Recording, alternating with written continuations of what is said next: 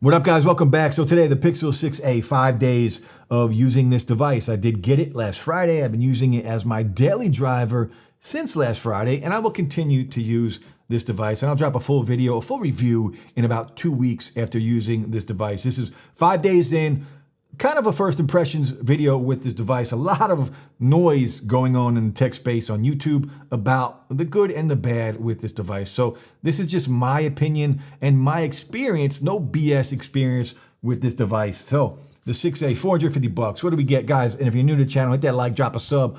But let's talk about this device. Google's budget device, the 6A, replacing the 5A, which was a very good phone, the same price as the 5A. I want you to keep that in mind. This is the same price as last year's 5A, right? But we do get a new build, a new design going along with the 6 and the 6 Pro. So this matches that lineup of devices. The 5A was a completely different looking phone, and I prefer this hands down any day of the week. Now, the actual build quality on here, this is a plastic back, but I gotta say, this mimics glass better than any plastic phone I've ever tried. It feels good. I didn't even know it was plastic until about 3 days in of using this device. And it just feels really good in the hand. It doesn't feel like plastic. It doesn't feel cheap. If you're worried about that, it doesn't feel cheap at all. It's a very good feeling phone. Now, the front is Gorilla Glass 3. The display on here is very nice, very clean, 1080p. So if you're looking for 4K, this is not the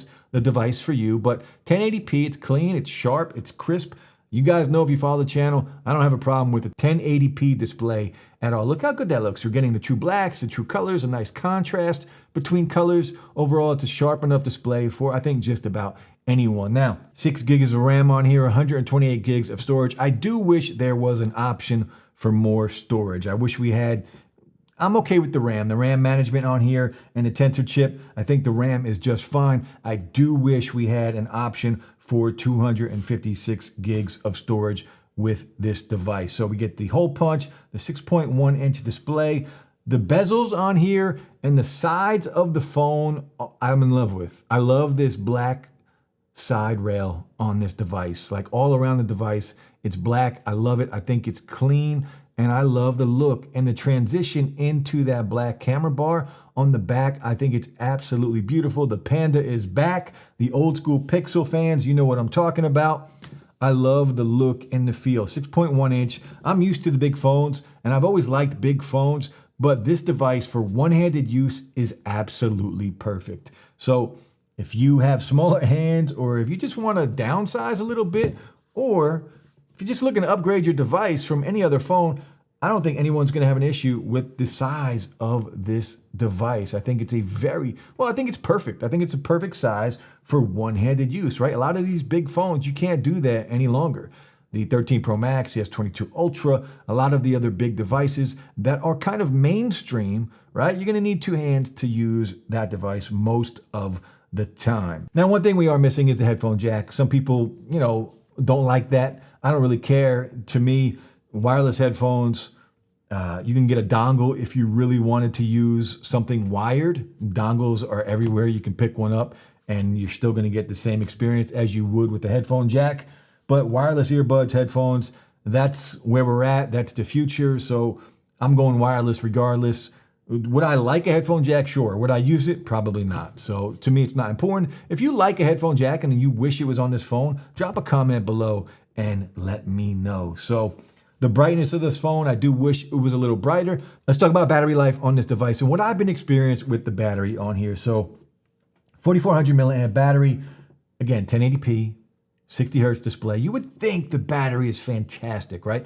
The 5A had a great battery on it. Really, really good in my opinion. And at some point last year, I said it's the best battery on any phone I've ever used until the 13 Pro Max came out.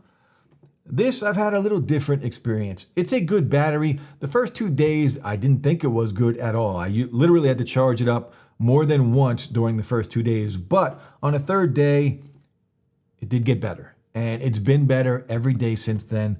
I only need to charge it at night. It will get me through the day. And I'm a heavy user, so if I charge it at night, it's at 100% when I wake up. Literally when I go to sleep around 10, 11 o'clock at night, it will be around 10%. left. And again, I'm using this thing for work. I'm using it all day to text and call and browse social media. So I'm a heavy user.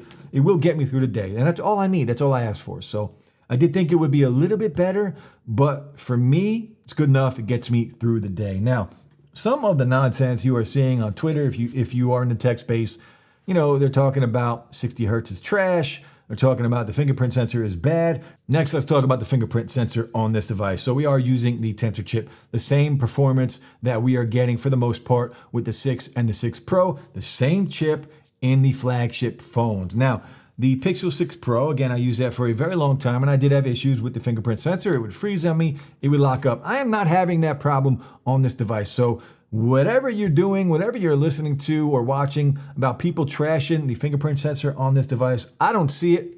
It hasn't been my experience, and you guys can see right here for yourself. You tell me in the video, drop some comments, if you see any issues with this fingerprint sensor on a $450 phone. For me, it works just fine. There was one misstep, and it goes right back to it. So you tell me if there's any issue with it. And my hands are sweaty right now because it's hot in the loft, and I am shooting a video, and it is super hot, and I'm sweaty. But you tell me if there's anything wrong with that. A couple missteps, and that's going to happen. Like, I'm glad we caught that because that is going to happen. But I don't have any issues. I'm using the left thumb now.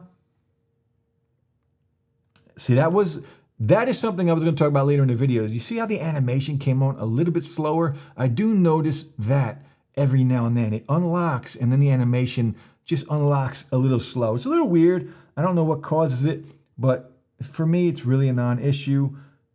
Again, $450 for this. So I'm glad we got to see how it really works. This isn't some BS edit on here. You saw exactly how the fingerprint sensor works. One misstep on the right, a little slower animation when I use the left thumb, but overall, I think it's just fine. For anybody trashing it, I don't know what you're talking about. Now, the next thing everybody is whining about, 60 hertz on this device.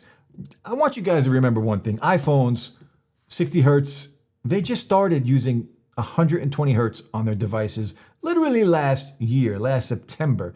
60 hertz on a device is going to feel different if you are coming from a device with the 120 hertz refresh rate, or even 90. You're going to notice a difference. Now, I've been using the Fold 3, the S22 Ultra, the Pixel 6 Pro, the iPhone 13 Pro Max. Those have been my main devices for the past year and a half, whatever it's been, and all of those have 120 hertz. So when I go back and use a phone like this as my daily driver, your initial reaction, the initial thing you are going to see when using 60 hertz, it's going to look completely different. You do notice it. And when I first picked up this device, I did notice it. 60 hertz was a little janky. It was a little jumpy. It was a little here and there. But after using it for, it's been 5 days now, and I'll be on my 6th day tomorrow. After using it for that long, you get used to it. You adapt back to it, right? Remember, it's a shock at first because you're coming from 120 hertz. But if you're not coming from 120 hertz, you are going to think that this device is one of the smoothest 60 hertz. Look at this. You guys can see it here on camera. That is smooth for 60 hertz. It doesn't jump. You don't really notice anything. Is it as smooth as 120? Of course not. Is it perfectly acceptable for a 60 hertz display? Absolutely no issues at all. Like, you are not going to notice or have any issues with this display on here. Now, this is Instagram. We know how Instagram rolls. It's still loading. But come on, load. But when it loads and when it's all there, look how smooth that is. Like, I don't have any issues with 60 hertz. So anybody that's saying the 60 hertz on here is terrible, I'm sorry. They're being a little bit bougie, in my opinion, and I don't care what creator said it. They're being a little bougie. Now, the performance on here, again, we do have the Tensor chip. So performance, going in and out of apps, doing what you do on a day-to-day basis, no issues whatever. Like, you are going to have really good performance with this device, and that's exactly what I have been experiencing. I don't plan on taking my SIM card out of this phone. I have enjoyed this phone very much, and we are at a place right now in tech in 2022 where you do not need to spend $1,000 on a device. You are getting flagship specs in this device. Now, if they came out with like a Pixel 6a XL to give you a little bigger display, could you imagine? I'm all in, I'm all for that. But we are getting flagship performance on here with the 6A, in my opinion. 60 hertz, okay. If you want 120, then maybe jump up to the 6 Pro. If you want 90 hertz, if you want something a little bit smoother, then grab the 6. But this 60 hertz on here, it's smooth to me, so I don't know what anybody else is talking about. You guys saw it in the video, how smooth it does look. Now, let's talk about the cameras on here. So we're going back. We're going back to Pixel 2, 3, 4, 5. We're going back to the old lenses, and they were great then, and they're great now. This phone at this price point, you are not going to find, and I challenge you to find one, a $450 phone. I challenge you to find a better camera on a phone at this price point. If you can, drop a comment, whatever. Shoot me a message on Twitter, on Instagram. You shoot me a message and we'll do a comparison between those cameras. But you're not going to find one. Takes great night photos. Portrait mode on here is excellent. It's just a fantastic camera at this price point. Now, one of the other things that people are talking about and going crazy about on Twitter and YouTube is the Pixel 6a overheating. I have not experienced that at all. Does it get warm? Sure. Does it get a little hot? Yeah, it's been 100 degrees for the last 5 days. Any phone is going to get hot. If you're using the phone, I'm a heavy user, like I said earlier in the video. If you're using your phone, using the chip, it's processing, it's going through, it's using the RAM, it's going to get hot, it's going to warm up. And when it's outside and it's 100 degrees outside, it's going to get even hotter. So just keep that in mind. I think it's just people overreacting. We're in a heat wave, guys. Any phone you take outside is going to get hot. It's just that simple. So I haven't had any notifications on the phone. It hasn't stopped working because of heat.